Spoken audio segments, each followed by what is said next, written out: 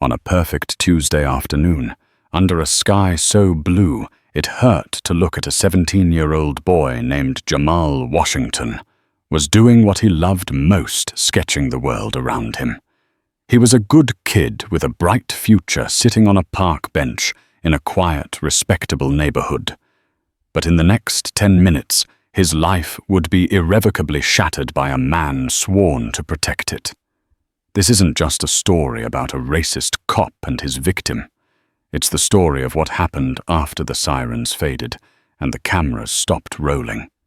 It's the story of a father who, instead of screaming for justice, chose a different path, a cold, quiet, and calculated path of vengeance that would leave everyone, especially the cop who wronged his son, absolutely speechless. The sun was warm on Jamal Washington's neck, a pleasant weight that seemed to anchor him to the perfect moment. He had his headphones on the intricate rhythms of a Loyal Kana track blocking out the world while simultaneously focusing his mind.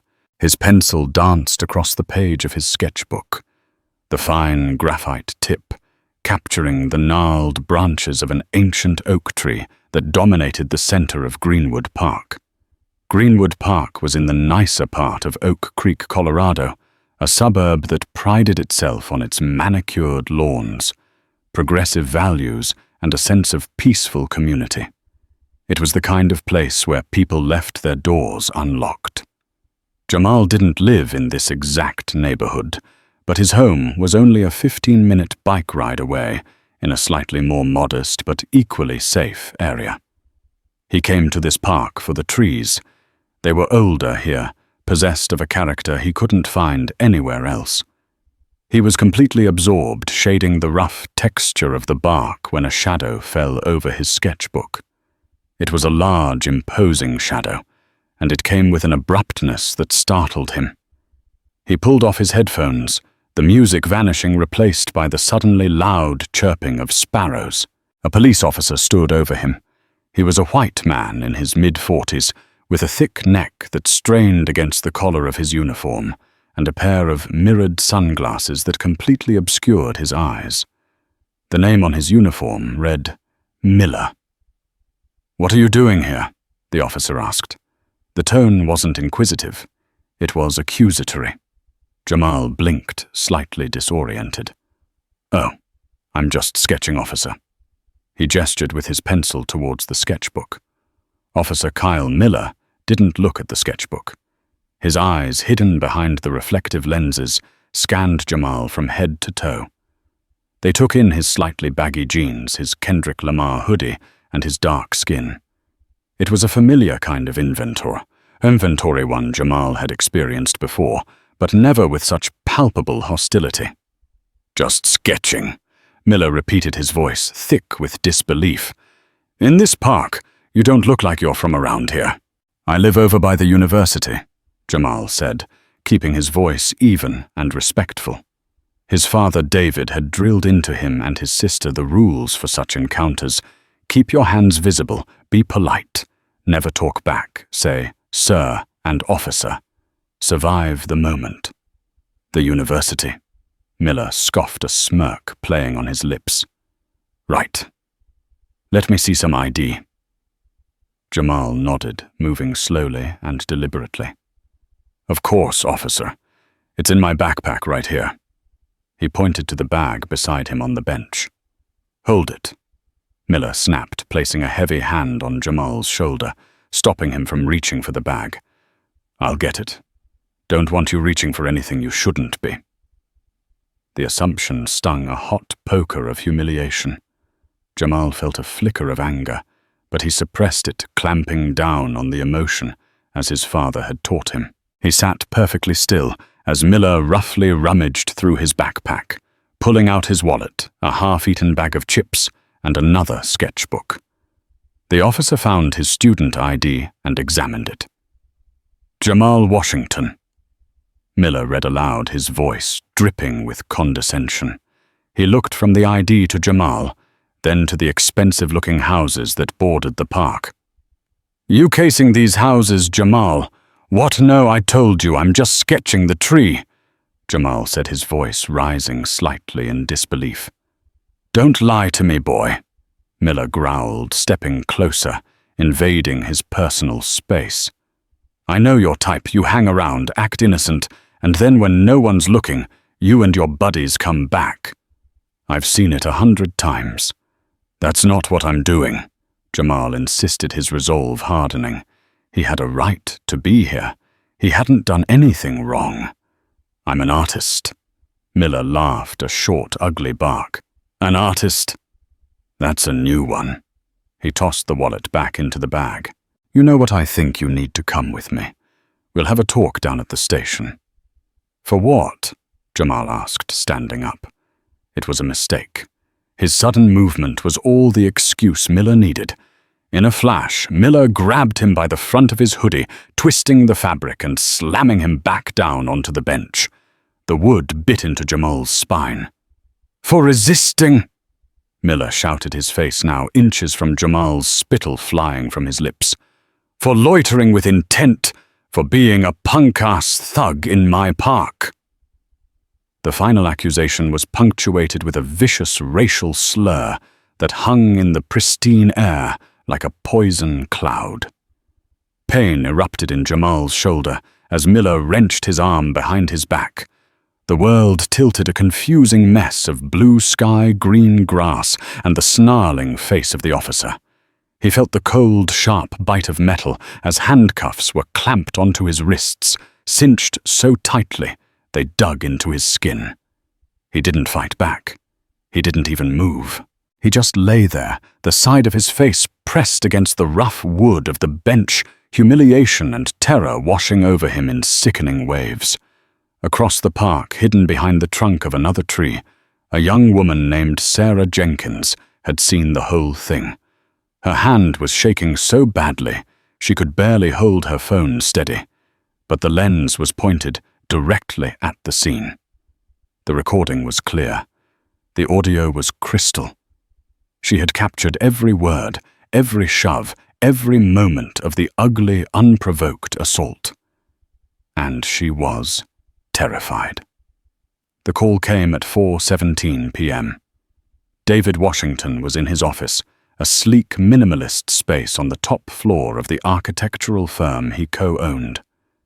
He was reviewing blueprints for a new downtown library. His mind immersed in the elegant problems of load-bearing walls and natural light when his phone buzzed with the precinct's number. His blood ran cold.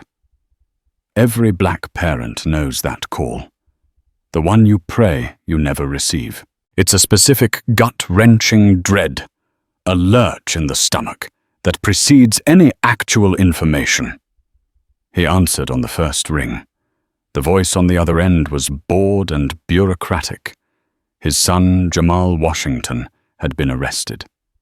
Charges were resisting arrest and loitering. He was at the downtown precinct. David could post bail. Click. David didn't shout. He didn't slam the phone down. His colleagues watching him through the glass wall of his office saw only a quiet stillness descend upon him. He carefully placed his pen down perfectly parallel to the edge of the blueprints. He took one deep, controlled breath. Then he stood up, grabbed his jacket, and walked out of the office, his face an unreadable mask of calm. This calm was David's superpower. In a world that expected him to react with rage, he reacted with logic. Rage was a fire that consumed itself. Logic was a river that could, with enough time and pressure, carve through stone. He arrived at the precinct 40 minutes later. The place smelled of stale coffee and disinfectant. He approached the front desk where a portly sergeant was engrossed in a crossword puzzle. "I'm David Washington," he said, his voice level. "I'm here for my son Jamal." The sergeant didn't look up for a full 10 seconds. "Bail is $500, he mumbled, finally, gesturing to a window down the hall. David paid the bail. He filled out the paperwork with meticulous, steady hands, and then he waited. For an hour he sat on a hard plastic chair, watching the slow, indifferent dance of precinct life. He didn't fidget. He didn't pace. He simply sat his mind working, processing, formulating a plan. When Jamal finally emerged through a set of double doors, David's heart broke. The boy's face was swollen on one side, a dark purple bruise blooming on his cheekbone. His eyes were red-rimmed and hollow, filled with a shame that was entirely unearned. There were angry red marks on his wrists from the handcuffs. David walked over and wrapped his arms around his son. He held him tightly, not saying a word, just letting Jamal feel his presence, his unshakable support. Jamal, who had held himself together through the entire ordeal, finally broke. He buried his face in his father's shoulder and sobbed deep, ragged breaths of a boy whose innocence had just been stolen from him in broad daylight. David let him cry. When the sobs subsided, he pulled back his hands on Jamal's shoulders. "Let's go home," he said softly. The car ride was silent until they were a few blocks away. "I didn't do anything, Dad," Jamal whispered, his voice hoarse. "I was just drawing." "I know," David said. His eyes were fixed on the road, but his attention was entirely on his son. "Tell me everything. Every single word you remember. Don't leave anything out." Jamal recounted the story, his voice gaining a little strength as he spoke. He told him about the questions, the accusations, the slurs. He told him about being slammed against the bench. David listened without interruption. His knuckles were white on the steering wheel, the only outward sign of the volcanic fury raging within him. When Jamal finished, David was silent for a long moment. He pulled the car over to the side of a quiet residential street and turned to face his son. "I believe you," he said, his voice imbued with an absolute certainty that was more comforting than any platitude. "And we are going to fight this, but not the way they expect us to." Jamal looked at him confused. "What do you mean? They expect us to be loud," David said, his voice dropping to an intense, quiet pitch. "They expect us to get a rabble-rousing lawyer, hold a press conference, march, and shout. They're prepared for that. They know how to handle loud. They dismiss it as noise. What they don't know how to handle is quiet. They don't know how to handle smart." He looked directly into Jamal's eyes. "We are not going to get angry, Jamal. Anger is their fuel. We're going to get cold. We're going to get precise. We're not just going to prove you're innocent. We are going to dismantle the man who did this to you. We're going to take away everything he values, and we're going to do it so quietly that he won't even see it coming until he's already lost it all." In that moment, Jamal saw a side of his father he had never seen before. The calm intellectual architect was gone, replaced by a master strategist, a man preparing for war. It was terrifying, and it was the most reassuring thing he had ever witnessed. The next morning, David didn't call the ACLU. He didn't call a high-profile civil rights attorney. He called Catherine Vance. Catherine was a corporate lawyer by trade, a woman in her 60s with a reputation for being a shark in contract negotiations and corporate litigation. She wasn't a criminal lawyer, but she was the most ruthless, detail-oriented person David knew. She specialized in finding and exploiting weaknesses in complex systems. He met her in her stark, modern office. He told her the story just as Jamal had told him. She listened, her face impassive. When he was done, she leaned back in her chair. "This isn't my usual area, David." "I know," David replied. "I don't need a specialist in police brutality cases. I need a specialist in demolition. The police department is a structure. This officer, Miller, he's a part of that structure. I want you to help me find the load-bearing walls and the stress fractures. We'll handle the criminal charges, of course. But that's just the appetizer. The main course will be Officer Miller himself." A slow smile spread across Catherine Vance's face. "All right, David," she said, leaning forward. "You have my attention. Let's go to war." The first order of business was the criminal charge. Catherine Vance assured David that with Jamal's clean record and the flimsy basis for the arrest, getting the charges of resisting and loitering dropped would be relatively straightforward, though not guaranteed. "A cop's word still carries weight, even when it's garbage," she'd said bluntly. "We need more than just Jamal's testimony. We need a third party. A witness." That was David's first assignment. While Catherine handled the legal filings, David returned to Greenwood Park. He went at the same time of day the incident had occurred, hoping to find a regular someone who might have seen something. He looked less like a grieving father and more like a surveyor.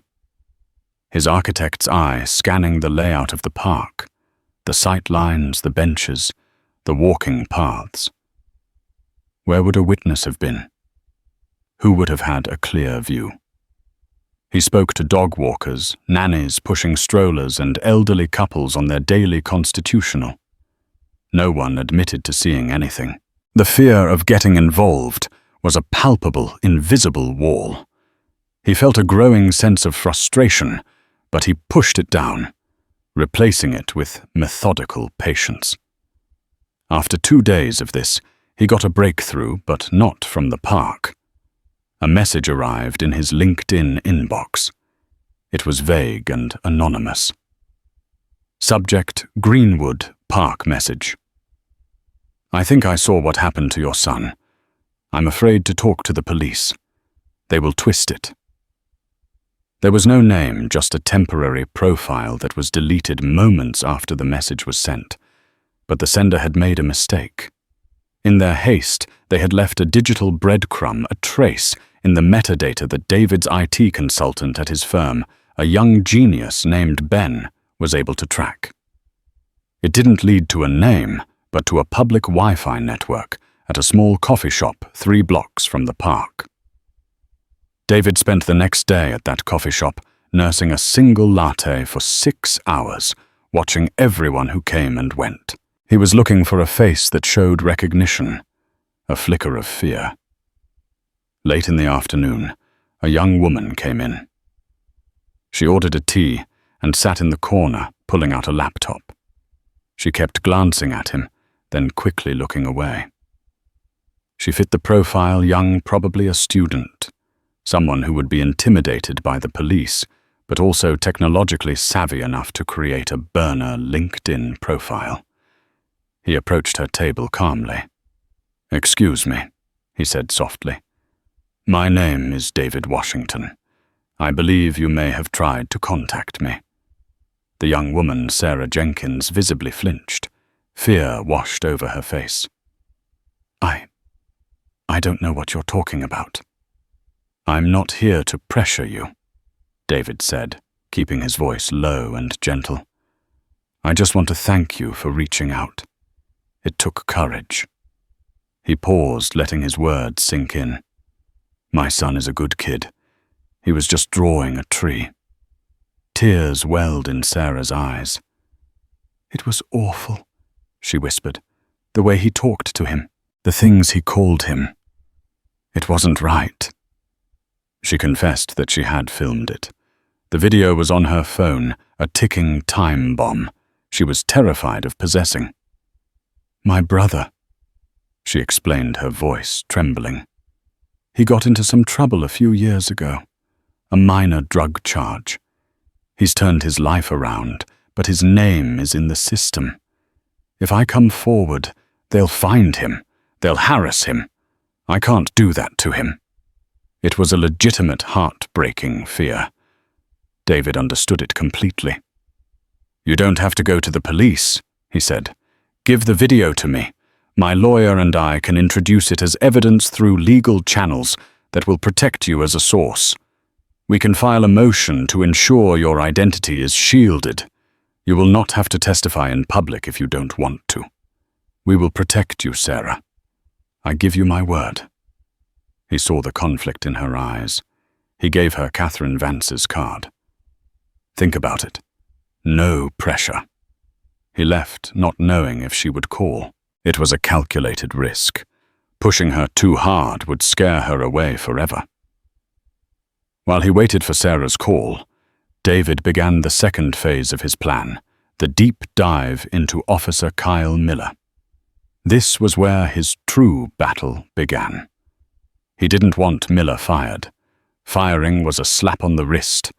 A fired cop could get a job in the next county over. David wanted to ruin him. He sat at his desk at home long after his wife and daughter were asleep, the glow of his monitor illuminating his face. He wasn't looking for police records.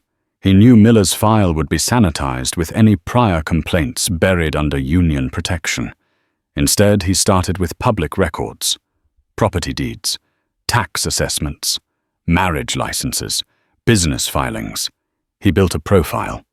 Kyle Miller, 46.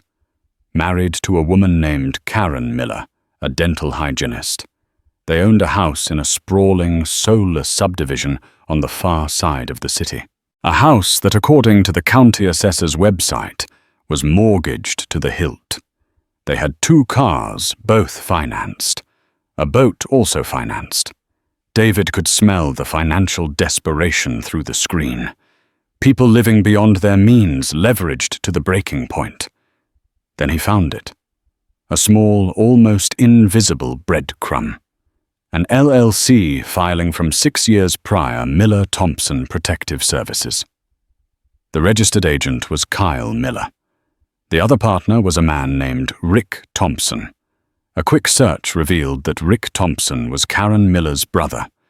It was a side business, a private security company. David's heart beat a little faster. This was a potential weak point. A cop running a private security firm on the side was a glaring conflict of interest, but it wasn't illegal in their state, as long as it was properly disclosed. David bet it wasn't. He started digging into the company. It had a cheap amateurish website that promised ex-law enforcement expertise and total peace of mind. The client list was small, a few strip malls, a used car dealership, a handful of bars. He cross-referenced these businesses with public records. He spent hours on Google Street View examining the storefronts, the neighborhoods. Then he noticed a pattern. The neighborhoods where Miller Thompson Protective Services operated were all areas that had seen a recent small-time spike in nuisance crimes, vandalism, petty theft car break-ins just before the company was hired. It was a classic protection racket strategy: create the fear, then sell the solution. The final piece of the puzzle clicked into place when David looked at the geography. Greenwood Park, where Jamal was arrested, was in the heart of the Oak Creek Estates, a wealthy homeowners association. He searched the HOA's public meeting minutes, which were available online. 3 months ago, the HOA board had discussed hiring a private security patrol due to a few reported car break-ins in the area. They had received bids from 3 companies. One of them was Miller Thompson Protective Services. The minutes from the next meeting showed the board's decision. They had rejected Miller's bid, citing its lack of professionalism and an unusually high price. Instead, they hired a larger, more reputable national security firm. David leaned back in his chair, the entire picture snapping into crystal-clear focus. It wasn't just random racism. It was racism with a purpose. Miller had lost a lucrative contract. What better way to make the Oak Creek Estates HOA regret their decision than to have a violent crime committed by a thug right in their idyllic park? It would create fear, sow doubt in their current security, and maybe, just maybe, make them reconsider his ex-law enforcement expertise. Jamal wasn't just a victim of prejudice. He was a prop, Bouillon, a pawn in Kyle Miller's pathetic failing business scheme. The rage David had so carefully suppressed now returned, but it was different. It was no longer hot and explosive. It was ice-cold, sharp, and perfectly focused. He now had a target. 2 days later, Catherine Vance called. "David," she said, her voice crisp. "A courier just dropped off a package. A thumb drive. No note." David allowed himself a small, grim smile. Sarah had come through. "It's showtime, Catherine." The video was even more damning than David had imagined. The audio was pristine. Sarah had been close enough to capture every sneering word, every condescending question from Officer Miller. It showed Jamal's calm demeanor, his respectful answers. Then it captured the explosion of violence, the shove, the slam against the bench, the sound of Jamal's head hitting the wood, and the clear, unambiguous racial slur Miller had spat at him. The video ended with Miller cinching the handcuffs and dragging a limp Jamal towards his patrol car. Catherine Vance watched it 3 times in silence in her conference room, the large screen magnifying the brutality of the act. "My God," she finally breathed. "This is an executioner's video. This is a career ender." "I want more than his career, Catherine," David said, his voice flat. "I want his world. I want to hit him from angles he doesn't even know exist." He laid out his research on Miller Thompson Protective Services. He showed her the property records, the financials, and his theory about the HOA contract. Catherine's eyes, which had been filled with outrage moments before, now gleamed with a predator's appreciation. She understood the strategy immediately. "This is beautiful, David," she said, a slow smile spreading across her face. "It's diabolical. A civil rights lawsuit is a frontal assault. They expect that. But this is pulling out the foundation from under his house while he's sleeping." They needed more than a theory, however.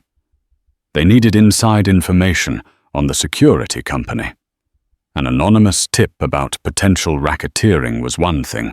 A detailed report with internal proof was another. A company this sloppy and this desperate has to have disgruntled employees, Catherine mused, tapping a pen on her legal pad. People he's stiffed on, pay lied to, or fired unfairly. We need to find one. That task fell to a man named Marcus Thorne, a private investigator Catherine kept on retainer. Thorne was a former investigative journalist, a quiet, unassuming man in his 50s who could blend into any background and had a knack for getting people to talk. David met with Thorne and gave him the rundown. Thorne listened intently, taking few notes, but missing nothing. "Give me a week," was all he said. While Thorne went to work, Catherine began her legal assault. She filed a motion to dismiss all charges against Jamal, attaching the video as evidence under seal for the judge's eyes only for now. The goal was to give the district attorney's office a chance to see the video and drop the case quietly, avoiding public embarrassment. It was a professional courtesy, but also a strategic move. If the DA refused, their willful blindness would look even worse when the video inevitably went public. Simultaneously, she drafted a civil lawsuit of breathtaking scope. It named Officer Kyle Miller, the Oak Creek Police Department, and the city itself. It alleged assault, battery, false imprisonment, malicious prosecution, and violation of civil rights under Section 1983. The damages sought were astronomical, designed to make headlines. The lawsuit was ready, sitting on Catherine's desk like a coiled snake, waiting for the right moment to strike. Jamal, in the meantime, was struggling. He was quiet, withdrawn. He'd stopped sketching. The joy had been leached out of it, the memory of the park now tainting the very act of holding a pencil. He had nightmares. David and his wife Maria surrounded him with support, encouraging him to talk. But the wound was deep. The shame, however undeserved, clung to him like a shroud. David's nightly investigations became his therapy, a way to channel his grief and rage into productive action. He knew that the only thing that would truly help Jamal heal was seeing tangible justice, not just an apology or a settlement check, but the complete and utter ruin of the man who had hurt him. 5 days later, Marcus Thorne called. "I've got him," he said. "His name is Leo Kowalski. Worked for Miller for 2 years. Fired last month over a pay dispute. He's angry, he's bitter, and he knows where the bodies are buried." Thorne had found Leo working as a bouncer at a dingy bar on the edge of town. He'd bought him a few beers, listened to his complaints, and then gently steered the conversation toward his old boss. It was like opening a floodgate. David and Catherine met Leo in a private room at a nondescript hotel. Leo was a burly man with faded tattoos and weary eyes. He was nervous, but the presence of Catherine with her air of expensive, unimpeachable authority seemed to calm him. "Miller's a crook," Leo said, hunched over a bottle of water. "Always has been. The whole company is a scam." For the next hour, Leo laid it all bare. Miller Thompson Protective Services was a disaster held together with lies and duct tape. Insurance fraud. Miller paid for a bare-bones liability policy but told clients he had a multi-million-dollar umbrella policy. He had fake documents to prove it. Tax evasion. He paid guards like Leo in cash, off the books, to avoid payroll taxes. The company's declared income was a fraction of what it actually earned. Rick Thompson, the brother-in-law, was the one who cooked the books. Unlicensed guards. More than half of his guards were not licensed with the state, a legal requirement. Miller saved money by not paying for their training or registration fees. Some of them, Leo alleged, had criminal records. The racket. Leo confirmed David's theory. Miller would often have one of his shadier guards perform some low-level vandalism, slashing tires, spray painting a wall in a commercial area. A week later, he'd show up in his police uniform, talking to business owners about the rising crime, and then subtly suggest his security company as a solution. He was leveraging the authority of his badge to prop up his failing business. "He called it creating a market," Leo scoffed. "He was proud of it, said it was just smart business." Leo had proof. He had text messages from Miller instructing him to pay other guards in cash. He had a copy of the fake insurance certificate Miller gave to clients. He had names, dates, and locations. It was a treasure trove of corruption. Catherine Vance recorded his entire statement. When he was finished, she looked at him with a cool, appraising gaze. "Mr. Kowalski, you've been very helpful. You've also admitted to participating in tax fraud. However, given your cooperation and the fact that you are coming forward voluntarily, I can arrange for you to receive whistleblower protection and potential immunity if you provide this information to the proper authorities." Leo's eyes widened. "You can do that?" "I can," Catherine said. When Leo left, David looked at Catherine. The scope of Miller's depravity was even worse than he'd imagined. He was a cancer using his badge as a shield, while he poisoned everything he touched. "The district attorney's office declined to drop the charges against Jamal," Catherine said, her voice turning to ice. "They're backing their officer. They haven't seen the video yet, but they're closing ranks." "Good," David said, a grim finality in his tone. "They've made their choice. Now we make ours."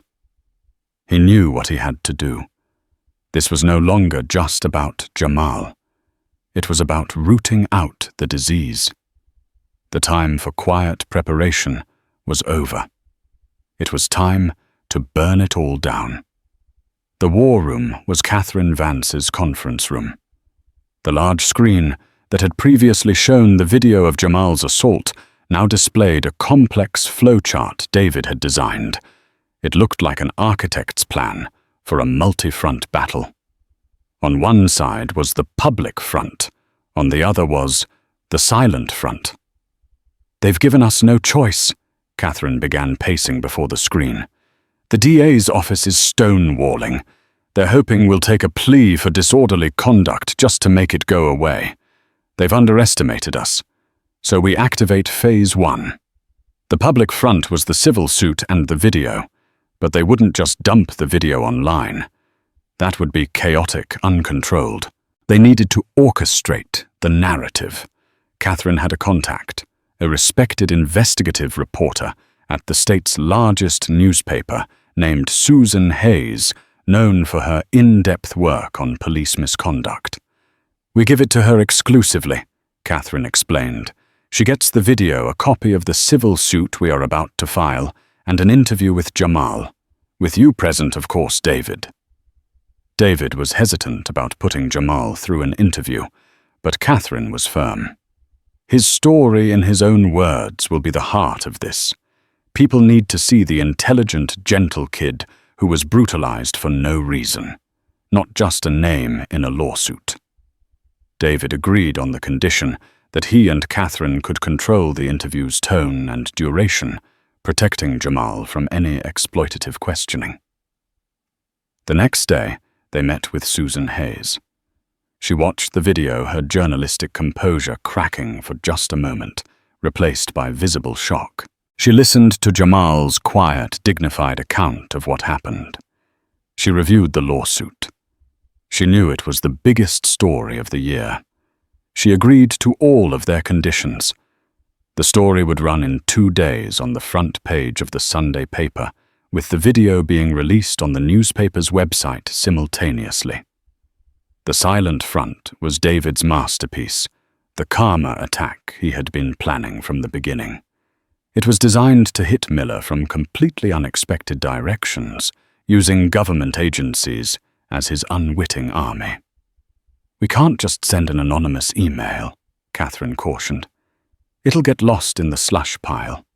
We need to present them with a case so perfectly packaged, so thoroughly documented, that it would be professional malpractice for them to ignore it." Using Leo Kowalski's testimony, the text messages, the fake insurance certificate, and David's own research into Miller's financials, they created 2 separate and devastating dossiers. Dossier A was for the Internal Revenue Service, IRS. It was all about the money. It laid out a clear case of tax evasion and payroll fraud. It included a list of employees paid in cash, the estimated unreported income from the security business, and Rick Thompson's role as the architect of the scheme. They even included David's analysis of Miller's lifestyle, the house, the cars, the boat, and contrasted it with his declared income as a police officer. It was a step-by-step guide for an IRS audit from hell. Dossier B was for the State Attorney General's office and the state's Private Detective Security and Alarm Licensing Board. This one was about fraud, racketeering, and abuse of power. It included Leo's sworn affidavit about Miller creating a market, the evidence of unlicensed guards, the fraudulent insurance certificates, and a detailed complaint about a peace officer using his official capacity to solicit business. This wasn't just a violation of board regulations. It bordered on organized crime. "Now the delivery," David said. "It has to be untraceable to us." Catherine handled it. The dossiers were printed, placed on encrypted thumb drives, and put into standard courier envelopes. She used a third-party service paid for in cash by Marcus Thorne to send them from a city 100 miles away. The packages were addressed not to the general information desk of the agencies, but directly to the heads of the criminal investigation divisions of both the IRS and the Attorney General's office, names Catherine had procured through her extensive network. A package addressed directly to the chief investigator is one that doesn't get ignored. On Friday afternoon, Catherine Vance electronically filed the civil lawsuit against Officer Miller and the city. It immediately triggered an alert in the city's legal department. On Saturday evening, David and Maria sat with Jamal and explained that the story was coming out the next morning. "It's going to be hard," David said gently. "People will see you at your most vulnerable, but they will also see your strength. You have nothing to be ashamed of, Jamal. The shame belongs to him, and tomorrow the whole world is going to see that." Jamal nodded, his jaw set. He was terrified, but he was also ready. On Sunday morning, the storm broke. The headline on the front page of the Oak Creek Chronicle was stark: "Art Not Crime Video Shows Oak Creek Officer Beating Teen Artist in Park." The story was explosive. It had everything: the sympathetic victim, the villainous cop, the shocking video, and the impending multi-million-dollar lawsuit. The video on the newspaper's website went viral within an hour. It was shared on Twitter, Facebook, TikTok, and Reddit. It was picked up by national news outlets. By noon, Officer Kyle Miller was a trending topic, and the Oak Creek Police Department's Facebook page and phone lines were overwhelmed with a tsunami of public outrage. In his soulless suburban house, Kyle Miller woke up to his phone buzzing incessantly. He saw the headline and felt a pit of dread open in his stomach. He clicked the link, and his blood ran cold as he watched himself on screen. His own voice spitting venom. His own hands slamming the boy against the bench. His wife Karen watched it over his shoulder, her face pale with horror. The phone rang. It was his union rep. "Kyle," the man said, his voice grim. "Don't talk to anyone. Don't leave your house. This is bad. This is really, really bad." Meanwhile, in quiet government offices in the state capital, two different chief investigators were having a very interesting Monday morning.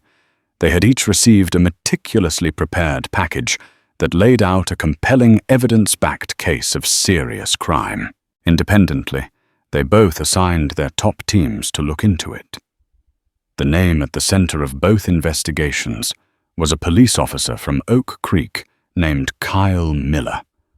The two fronts of David Washington's war, the public and the silent, had been launched in perfect, devastating coordination. And Kyle Miller had no idea that the public humiliation was just the gentle opening rain before the hurricane. The public firestorm was immediate and relentless. Protesters gathered outside the Oak Creek Police Department headquarters, chanting Jamal's name and holding signs that read, "Art is not a crime," and "Fire Miller." The mayor gave a stammering press conference promising a full and thorough investigation. Under immense pressure, the chief of police announced that Officer Kyle Miller was suspended without pay, pending the outcome of an internal affairs investigation. For Miller, it was the beginning of a personal apocalypse. The suspension without pay was the first shock. His and Karen's finances were a house of cards built on his overtime pay and the cash from the security business. Without that income, they were sunk. The angry calls from his union rep became more frequent. Internal Affairs wanted to interview him, and this time it wouldn't be a friendly chat. His home life disintegrated. Karen, who had always turned a blind eye to his temper and his side hustle, could no longer ignore the ugliness that was now leading the national news.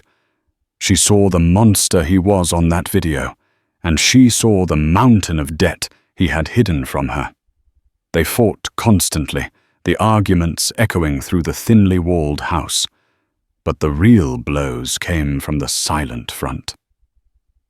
2 weeks after the story broke, 2 stern-faced agents from the IRS Criminal Investigation Division showed up at the front door of Miller Thompson Protective Services, a small rented office above a laundromat.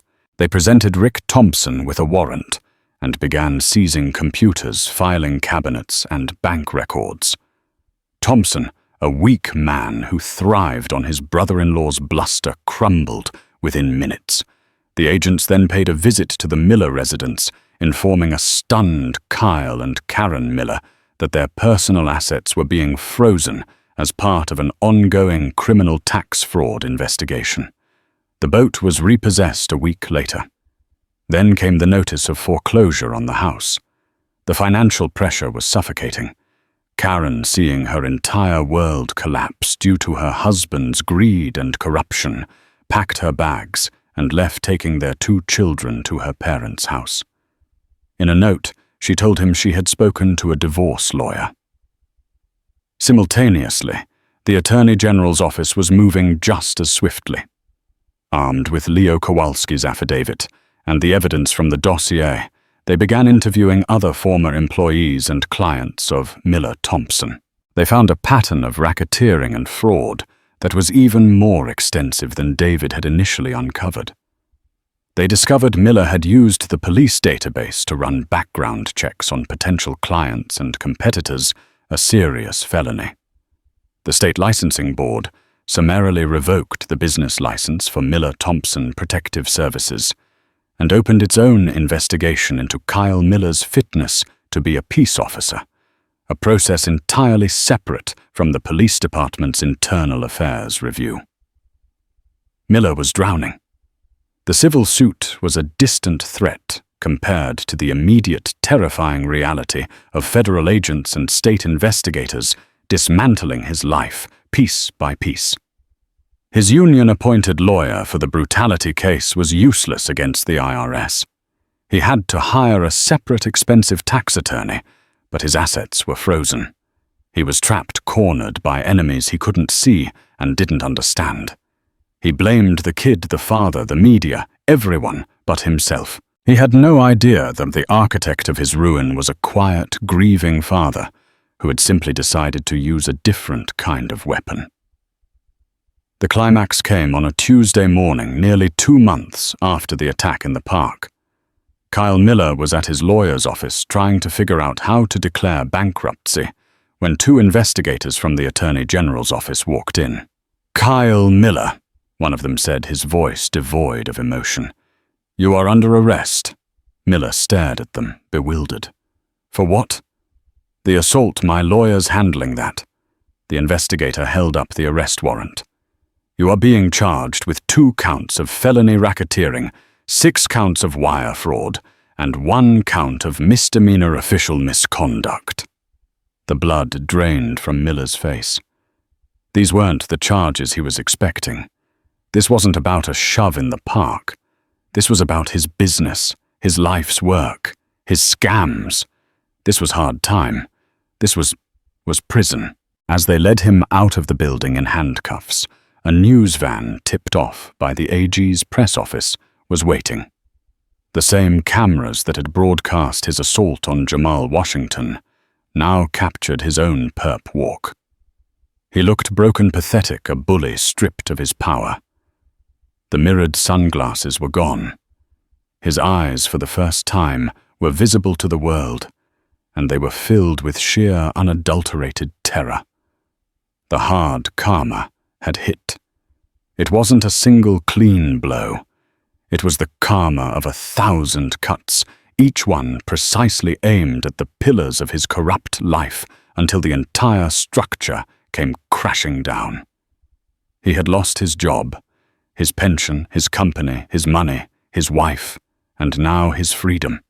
He had tried to ruin a boy's future over a lost contract, and in return, a father had taken his entire world. In the end, the criminal charges against Jamal were not just dropped.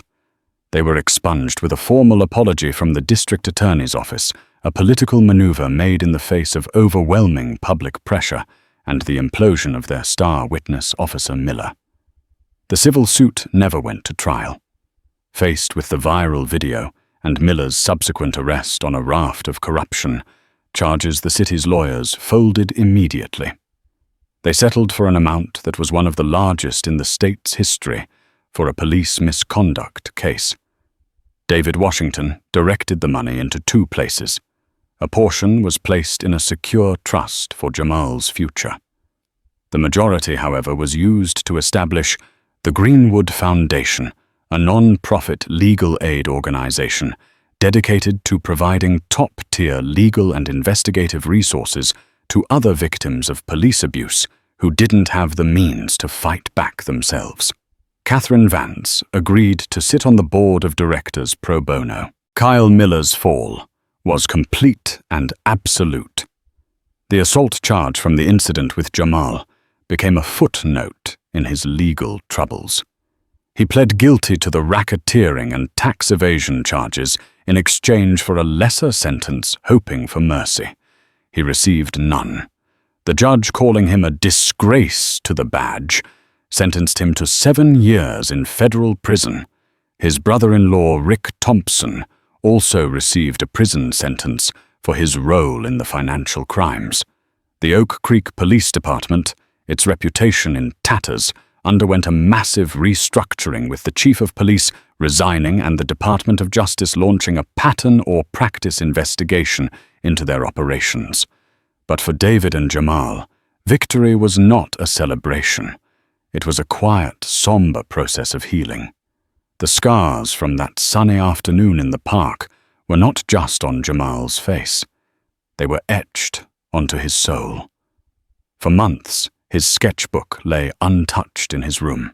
The joy of creation had been replaced by the memory of violation.